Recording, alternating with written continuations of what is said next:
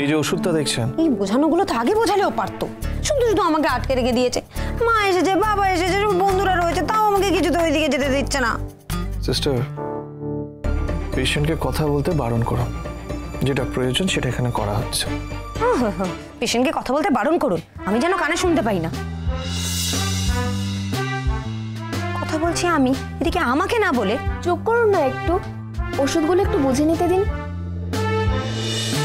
Sister, এই যে ওষুধটা দেখছেন সেটা 2 বার খাওয়ার পর, আর এই ওষুধটা খাওয়ার আগে। 7 দিন পুরো কোর্সটা কমপ্লিট করার পর আবার চেক আপ করতে আসতে হবে। কখনো না, আমি এখানে আর কখনো আসবো না। আচ্ছা ঠিক আছে ঠিক আছে, উনি কি বলছেন সেটা আগে শুনে নাও না। নিশ্চয়ই দরকার আছে, তুমি নিশ্চয়ই এখনো পুরোপুরি সুস্থ হয়ে যাওনি, সেই জন্যই কথাগুলো বলছে। এখন চুপ করো, ওনার কথা আগে শোনো। পুরোপুরি সুস্থ হবো কি করে? আমাকে তো মেরেই ফেলা হয়েছিল, শুধু মরে যাইনি তাই, কিন্তু আমাকে সেই অবস্থাতে তো ফেলে দেওয়া হয়েছিল। এখন আমার বড় বড় কথা। যেটা বললাম আপনি বুঝতে পেরেছেন? হ্যাঁ স্যার, আমি বুঝতে পেরে গেছি। স্যার, প্রেস থেকে কিছু লোকজন এসেছেন। আমি কি করব? না না, ওরা আপনার সঙ্গে কথা বলতে চায়। আমার কথা বলার কিচ্ছু নেই। স্যার, ওরা দুজনের সঙ্গে কথা বলতে চায়। বললাম তো, আমার কথা বলার কিচ্ছু নেই। কোন মুখে কথা বলবেন? এখন তো উনি কথা বলতেই পারবেন না, উনিই লোককে উস্কেছেন না। এখন উনি ভালো সেজে আছেন, তাই আর কথা বলবেন কি করে? আচ্ছা বলছিলাম, আপনারা আপনাদের মেয়েকে একটু সামলাতে পারেন না? কি বলবো, ওরও তো কম ক্ষতি হয়নি আর কি, সেই কারণেই। এক সেকেন্ড, আপনাদের কি এখনো মনে হচ্ছে যে এই সব কিছুর পেছনে আমি? বাবা, সবসময় তোর ঘরে এত লোক?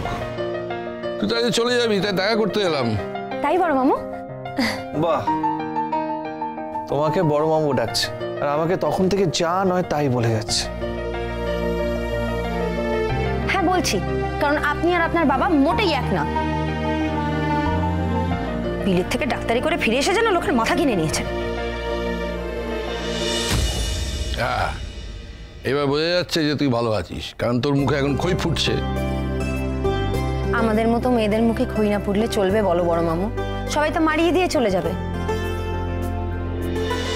নিজের ছেলেকে দেখো না, সবাইকে উস্কে তো আমাকে মেরে ফেলার চেষ্টা করেছিল। তোর এই এক কথা শুনতে আমার আর ভালো লাগছে না। তাহলে কি করব বলো মেজো মামু? সবসময় তুমি যেভাবে ভালোবাসো সেরকম ভাবে তো কথা বলতে পারবো না। না না, বুঝতে পারছি তোর খুব রাগ হয়েছে। আমাদের উপর তোর খুব রাগ হয়েছে। অবশ্য সেটাই স্বাভাবিক, ব্যাটা তো আর কম লাগেনি। তবে একটা কথা জেনে রাখিস, সাক্ষ্যকে তুই কতটুকু চিনিস? বলি কতটুকু চিনিস? কিচ্ছু চিনিস না। সাক্ষ্য রকম ছেলেই নয়। ভোলে বাবা পার করেগা, সোম থেকে রবি প্রতিদিন বিকেল 5:30টায় স্টার জলসায় ও জিও হটস্টারে।